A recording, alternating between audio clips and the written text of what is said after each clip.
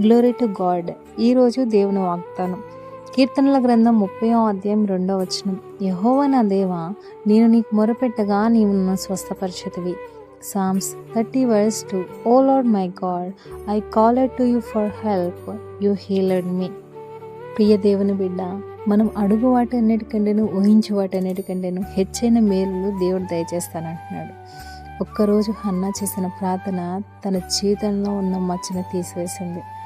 3 రోజులు ఉపవాస ప్రార్థన చేసిన ఎస్తేరు తన యొక్క రాజ్యాన్ని కాపాడుకుంది, తన యొక్క జనాంగాన్ని కాపాడుకుంది. నినివే పట్టణస్థుల ఉపవాస ప్రార్థన తమ యొక్క దేశాన్ని కాపాడుకోగలిగింది. మరి నీ యొక్క ప్రార్థన, నువ్వు మొరపెడుతున్నావా దేవుడికి?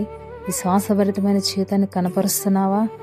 ఈ వాక్యం ఈ సమయంలో నువ్వు వింటున్నావంటే దేవుడు నీతో ఈ మాట సెలవిస్తున్నాడు. ఎప్పుడైతే నువ్వు మొరపెడతావో నీ జీవితంలో ఆయన యొక్క కార్యాలు చేయడానికి దేవుడు చూస్తున్నాడు. ఆమేన్.